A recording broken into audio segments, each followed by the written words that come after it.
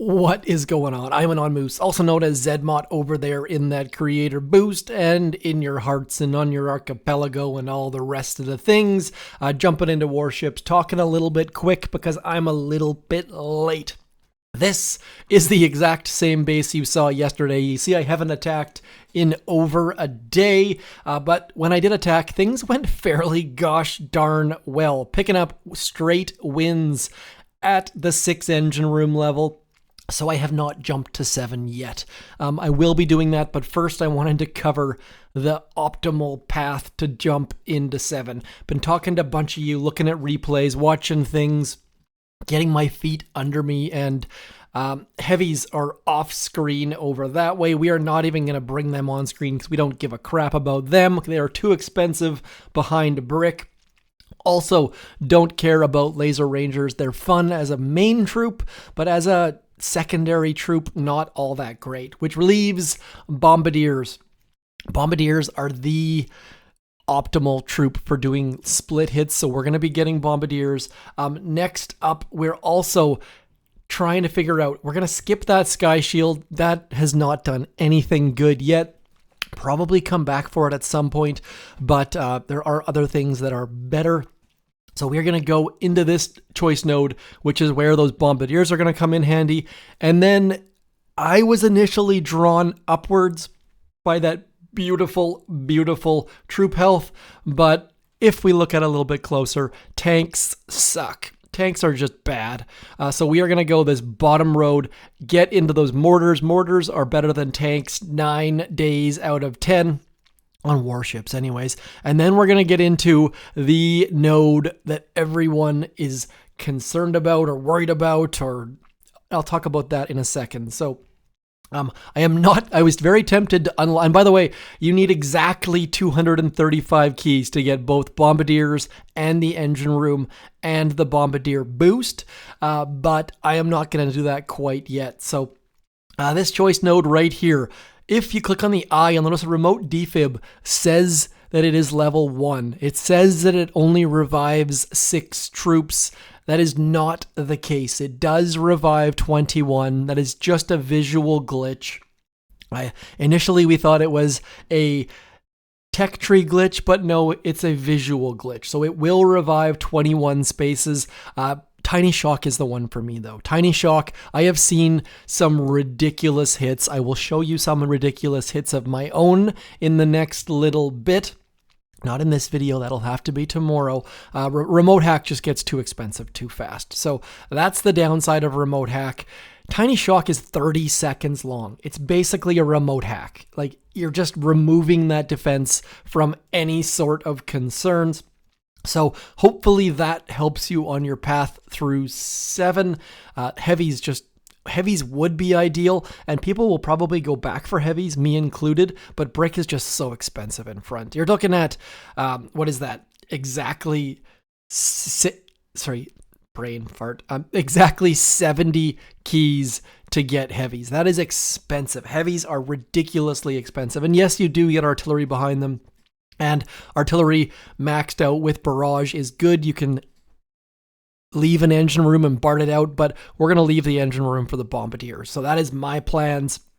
I will show you my hits in the last little bit as we get ramping back up to your typical Boom Beach videos. So first up against Fesman. Shout out to Fesman. I don't know how to say his name, if it's like pheasant or, but a very, very active player on Telegram and just burning through his base. Not the best hit by me by any stretch of the imagination. I don't know how to attack 7s yet, so beating a 7 is always a bonus. And as a 6, you probably should lose most battles to a 7, and that's part of the reason why I am going 7 as soon as this video ends.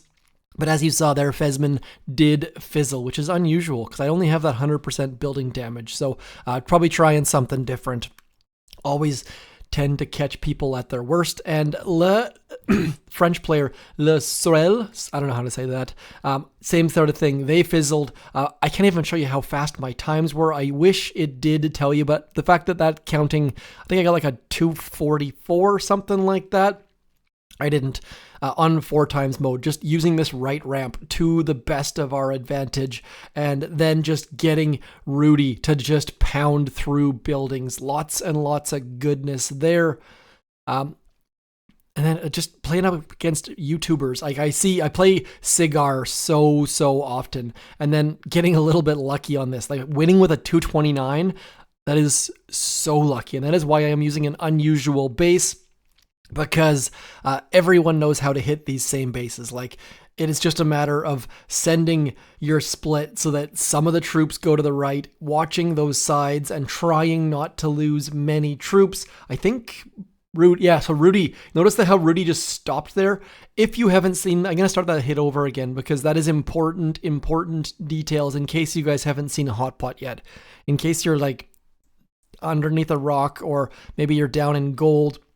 But if we watch that hot pot right there, we're just going to watch Rudy here. And as Rudy runs through things right about now, notice that Rudy runs through, and as soon as that hot pot pops up, he just stops. He doesn't go back to where he should. He just kind of like loses the plot and hangs out there where he shouldn't be. There's like, under no circumstances should he be standing there.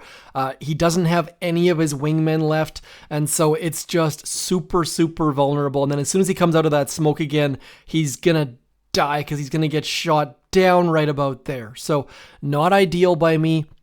The fact that he didn't have any wingmen because he was underneath smoke, and he doesn't generate wingmen underneath smoke, less than ideal, and that is why people are placing those hot pots like that, specifically to try and catch Rudy out. Now, he does fly faster after that hot pot glitch, apparently, but the fact that he just stays there and doesn't get out of the way is a big deal. So Cigar, coming in on this right-hand side. And again, same thing, just a matter of trying to figure out where. And I was going to send Rudy down this left-hand side like I showed you yesterday, but somehow Rudy ended up dying. So I still managed a 240 even with Rudy being dead, which was a little bit surprising. I needed to use that smoke to keep our rocket choppers alive along the shore, and then didn't have to wait for our rocket choppers to come from the back to the front.